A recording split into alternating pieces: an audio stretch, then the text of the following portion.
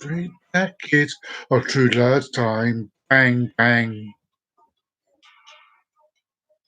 If you're Hoodie in your spare time. Bang, bang. Lord Nell and Auntie Hamilton, they fought for love. When he coming from the war, he gave a word for love. The mighty fall when love has called. Vampire friends desire to lust, fang, fang. They fall on next and fall on love, pang, pang. The marquis said he was happy with stroke of love. Sherlock Holmes alone preferred a little toke of love. And back the mighty fall. And when love has called, and the mighty fall. And Cleo struck out for the trio down Egypt's way. Caesar has Creta in Rome for a quilt for a day. Hey, hey. Now Anton got really angry. Oh, Caesar's hanky pank here. Oh, she told him to abuse him, and boy did she abuse him, and fall in love with him away. Bang, bang, the mighty fall. Bang, bang, where love has called. Bang, bang, the mighty fall. Bang, bang. Na na na na na na na na na na. Sam and Delilah, they both wish you'd fall under a fall. Because when the temple starts to crumble, Sammy for his comb did fumble. Life was in the ruin, she loved Johnny Fruin. She fall in love and blew him away. Bang, when love has called. Bang, bang, the mighty fall. Bang, bang, when love has called. Bang, bang, bang, bang, bang, bang, the love has called. Bang, bang, the mighty fall. Bang, bang, when love has called. Bang, bang, the mighty fall. Bang, bang, when love has called. That, that is one of my favourite tunes from the 80s. Bang, bang, by Jay Robertson. Bang, bang. Kachunga, everybody, Kachunga, my friends. This is Trev the Rev, and I ain't no bicker. Welcome to the show. Welcome to the show, indeed. And I've got a lovely subject to talk about. Hey, Red Planet. Red Planet.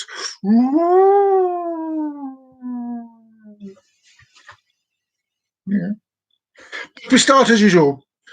We start with our special guest who tells the jokes from now on. So you don't get any bad ones from me. I don't know what joke's going to be said.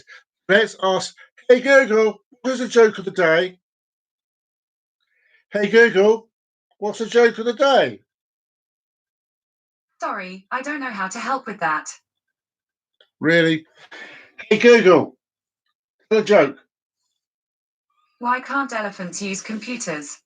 Because they're scared of the mouse.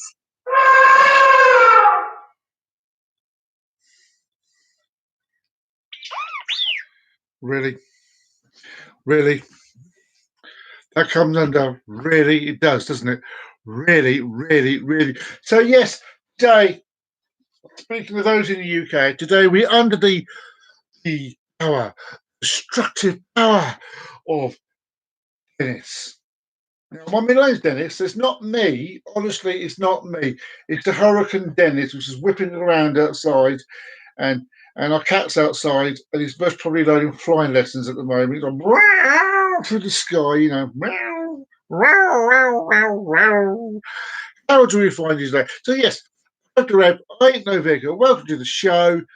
If you want to show this show and you've enjoyed what you're watching, please hit that like button. And you want to know what more, blah, blah, blah, blah, blah. And if you want to see more of my shows, if you enjoy what you're doing, please hit my subscribe button. And when you want to know when these videos are coming out, Ring that bell, ring the bell. Oh, you just ring the bell. Honestly, ring the bell. That's that done. Yep. That's my standard intro. Standard intro. But I know your intro. And yes, today we're talking about Mars. No, I don't mean the chocolate bar before anyone says it. I mean that thing stuck next to us. Ugh. Mars. Mars a day helps you work every day. Yeah, I know. I know. I used to say Mars a day helps you shit every day. Yeah, I know. Anyway, Mars, the fourth planet from the sun, gets its name from the Roman god of war on account of its blood rust colour. From an exploratory point of view, the moniker is fitting. Mars has fought off most of our scientific advances. Over half of the more than 40 spacecraft sent to study the red planet have failed. Some have been lost in space. Lost in space. Lost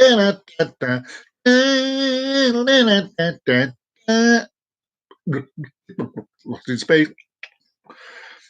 And others have crashed onto the planet's surface. Now, despite these setbacks, our curiosity regarding Mars has never abated. Several missions are in the works. One, in fact, involved a rover called Curiosity. Curiosity, not rover. That will help answer the major mysteries about this world, which include the abode of life. You can't talk about Mars without raising the question of life, the universe, and everything. The red planet beckons because many scientists consider it the likeliest place in our solar system for extraterrestrial life to have once developed or even still persist. It persists. What everyone wants to know is, has the planet ever harboured life? There's Steve Swears, Professor of Astronomy. He's the main investigator for the Mars Exploration Rover mission, an opportunity on the red planet in the early 2004s. Spirit stopped working just last year. Opportunity is still chugging along. Today, and for most of its history, Mars a day has been a cold, dry, desolate world, says Chris, but multiple lines of evidence with Mars as having been warm, wet, and far more Earth-like for about 14 years ago, early into its parenthood. To make life, most likely need water. And guess what? Signs point to Mars once been absolutely drenched. Minerals on the surface, such as sulfate and clays, are formed only in the presence of water. Many geologic features suggest great torrents of the stuff flowing over land. A huge amount of water still exists on Mars, but it is frozen away in the polar ice caps. It's permafrost and in recently discovered giant underground glaciers. Hints of Martian microbial life have come into many guises. A contested Viking lander experiment in the 1970s, a famous Martian meteorite recovered in Antarctica with odd structures that some researchers concentrate as tiny fossils preserved for the rock blasted off Mars, and with some methane in that thin atmosphere that could have been a biological origin. The next biggest mystery concerning Mars is what happened. Mars was a warm, wet, interesting place for just 500 million to 1 billion years, he said, and then the fun was over. Future Mars exploration missions will carry more sensitive equipment to help answer the interrelated questions about life and the stark changing conditions on the red planet. That's a good film, actually, Red Planet. NASA's Mars Science Laboratory and its Carneye six-wheel rover Curiosity will land next summer. Well, it did land last. It's landed, and we know it's there. I don't know why I wrote that bit down for some silly reason. I wrote something down I shouldn't have. It's been there for ages and ages and ages and ages. In addition, the European Space Agency has its first rover, ExoMars, carrying out last year launch. So we'll find out if that's actually gone or not. A sample return mission on Martian soil and rocks has long been considered, but not yet scheduled. Bit by bit, scientists hope to piece together whether Mars ever had a thicker atmosphere, as well as how geologic activity and volcanism has influenced the world over the eons. After all, Mars, a day helps you. It's home to the Val Marinis, one of the longest canyon systems known, and Olympus Mons, the biggest volcano in the solar system. Mars is very different from north to south. Smooth, younger, lighter cratered lowlands predominate in the north, while ancient, heavily cratered highlands characterize the southern hemisphere. The northern hemisphere is also averaged 3 miles lower than the south. What gives? The best bet for this so-called hemispheric disruption is Dichomy.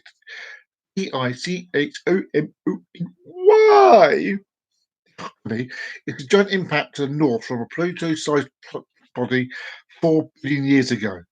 If the theory which they propose is correct, it would mean that the northern 40% of Mars is actually an impact crater. That would give the red planet another geological superlative for having the largest impact crater in the solar system. Mars has 2 small potato-shaped moons called Phobos and Deimos. In many respects, including size, shape, and colour, and apparent composition, the moons look to be wayward asteroids captured by Mars' gravity. The fact that Phobos and Deimos have circular objects above Mars' equator challenges this capture concept. 2 asteroids flying past would be unlikely to both have such a trajectory, and subsequent history after capture to settle them into an orbital arrangement. How they got there is hard to say. Instead, the moons could have formed from material blasted out on Mars by an impact just like our moon and retained a lumpy, uneven shape because they lacked the mass corresponding gravity to become spherical. At any rate, the speculation in the 1950s and 1960s that Phobos might be artificial in nature had long been debunked, along with other wild sci-fi rumours about irrigation canals, human faces carved in rocks, and little green men. Well, that's the start of what we're talking about the mysteries of Mars. So we go on how they've seen things on Mars, illusions on Mars, because humans have been seeing strange things on the surface of Mars for centuries. From the 1700s up to the present day, widespread fame had been available to anyone able to produce even the slightest bit of flimsy evidence that there's Martian life. The most recent example was this week's supposed revelation, well, it won't be this week, this will be a few years ago, that a secret Mars base, inhabited either by humans or Martians, can be seen in a photo of the red planet surface taken by orbital spacecraft. Ooh, she's not just on the moon, apparently there's a base on Mars as well. But scientific rigor has always stepped in to prove that these objects are not really there, but in this vast and lonely universe, are humans just desperate for next door neighbours to play with. Looking back over the long history of Martian illusions, it only seems so. In 1984, Sir William Herschel, a famous British astronomer, wrote that dark areas on Mars were oceans and lighter areas were land. He speculated that Mars was inhabited by intelligent beings who probably enjoy a situation similar to our own. Herschel's theory prevailed for a century, with other astronomers claiming that vegetation could even be observed in the lighter coloured regions taken to land. Fortunately for Herschel, his other contributions to astronomy, which has earned him the honour of being a namesake of 2 powerful observatories, were great enough to keep his theories of Martians near the bottom of his biology. During Mars's close approach to Earth in 1877, the Italian astronomer Giovanni Schiaparelli I think I pronounced that one right.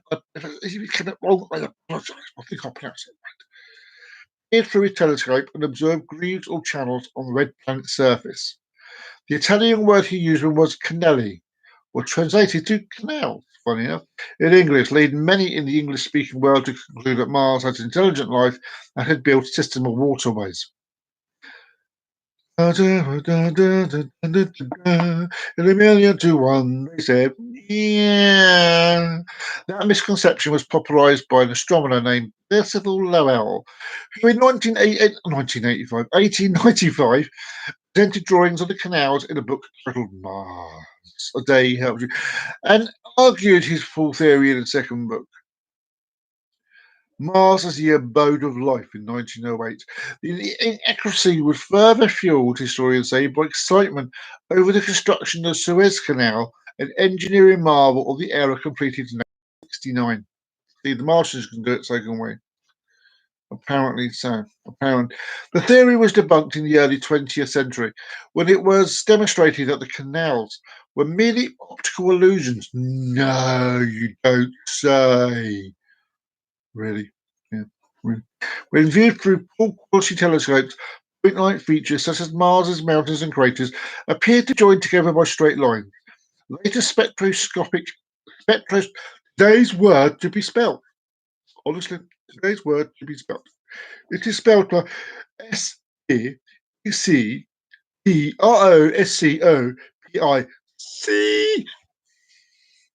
Analysis of the light coming from Mars showed there was no water on its surface. Now, in 1921, Guglielmo Marconi invented the first radio telegraph systems, made to hear signals he thought might be Martian.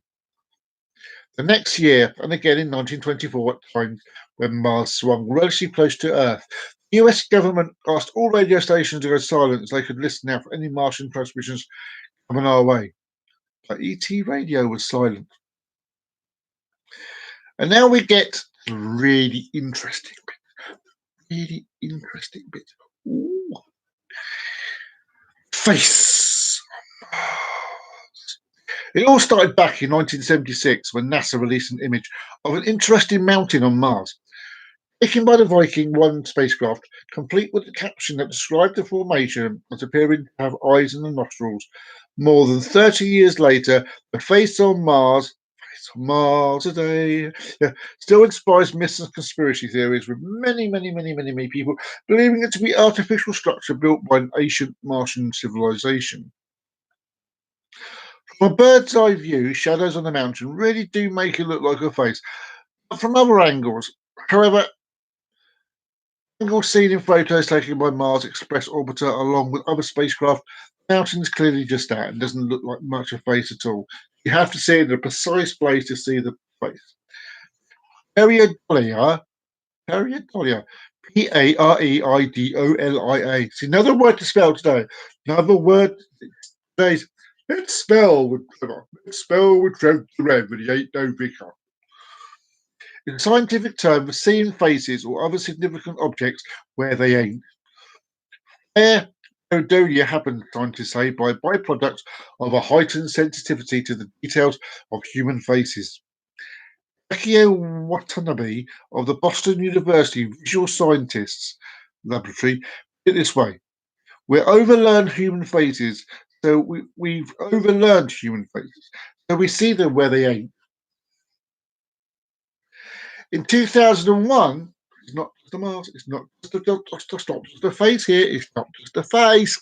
In 2001, 7 years before he died, famous science fiction writer Arthur C. Clarke, co-creator of 2001: A Space Odyssey with Stanley Kubrick, announced that he has spotted patches of vegetation, including trees, in new photos of Mars taken by the then orbiting Mars Global Surveyor. I'm quite serious when I say I have a really good look at these Mars images, Clarke said at the time, speaking via phone during the Werner von Braun Memorial Lecture Series at the Smithsonian Natural Air and Space Museum. Something is actually moving and changing with the seasons that suggests at least vegetation. He continued, where there's vegetation, You can bet there's vegetarians. No, no, no, no. You can bet there'll be something nibbling on it. Could be vegetarians, actually. I'm still hoping we'll find some Martians up there holding up a sign that says Yankees go home. The branches that Clark thought he saw in the Martian are what Mars scientists call spiders. They do look like branches, and they do very seasonal. They're due to the seasonal melting of the carbon dioxide ice cap that exists on Mars's poles.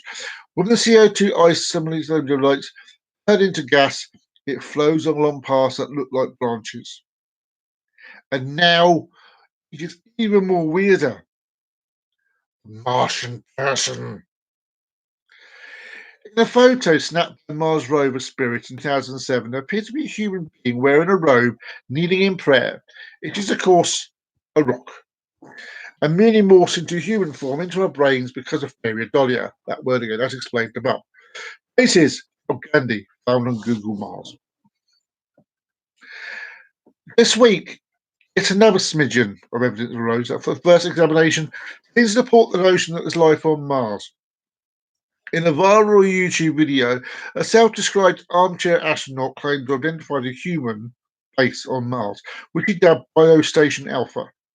He found a somewhat mysterious linear structure that appears to be on the red planet surface as seen in Google Maps, a new map program created from compiled satellite images of the planet. Astronomers immediately identified the structure in actually just a white pixelated streak as an artifact, deposited by a cosmic ray in the image sensor of the camera that snapped with the photo. With space images that are taken outside our magnetosphere, such as those taken by orbiting telescopes, orbiting, woo, woo, woo. It's very common to see those cosmic ray hits, said Alfred, a planetary geologist, Alfred McEwen, a planetary geologist at the Lunar and Planetary Lab at the University of Arizona and the director of planetary imaging. Cosmic rays are energetic particles emitted by the sun. They deposit electric charge in the camera pixels as they penetrate them, momentarily saturating them and creating a white streak in any photo snapped at the time. That's what they saw, apparently. When the raw image file was converted to a PNG for use in Google Maps, McEwen said compression probably caused the cosmic ray as in fact to become more rectangular and biostation-like. This was subsequently proven to be the case. When the original source photo that Google used was identified, it contained an obvious cosmic ray artifact, which, when processed, turned into the structure the armchair astronaut mistook for a Mars base. Ooh. So there you go. Mysteries of Mars. Mysteries. I hope it didn't blow your mind too much. Blow your mind. Now, what do I think? With these videos, we all come to what I think and what I personally honestly think of the subject. So, first things first, life on Mars. Life on Mars, and not the TV show in the UK. I do believe there was life on Mars in the past, in the past. But due to a tragic accident that happened there, or some form or another, and no one knows what that accident is. They left. And it's either they left or they went underground. Going underground. Dum dum dum ding ding dooby dooby doo. So that's one theory. Are they still watching us? Yes, they are. If they are underground, and if they left, where did they go? One possible theory is they actually came here, and it was them that became the ancient aliens that we all know about, like covered in earlier topics. Earlier topics. Earlier topics. Yes. Face on Mars. No, not my face. Is there a face on Mars? Now, you see, this is difficult. I have seen the photo, and it does look like a face. You have to be in a specific way of looking to see the face. It's like a those illusions you see on TV where you have to be a specific place to see the actual thing that's there. And if you're not in that specific way, you freeze, like I just did, didn't I? Freeze. And freeze. Freeze. And if you're not in that specific position, then all you see is a mountain. Now, could they have carved it that way to make it look like a face? Um, there's no reason why not. Now, the reason I say that is there's so many things on the earth. You go into the crop circles, the corn circles, where you see it, you have to look from directly above. What's not to say that the place on Mars was not built in a similar way? So people from above, only people from above would see it.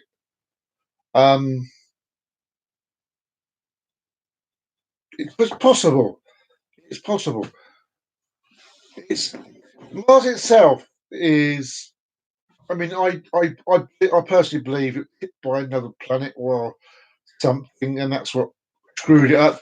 Maybe the life that was on Mars before this happened saw this thing coming their way. It wouldn't come very fast, but it would have been a zap. It would have been, I suppose, an astronomical. It would have been zap, but people watching it would have, they would have known this thing was coming, and maybe if they were advanced enough, they were taken away and taken off somewhere. It's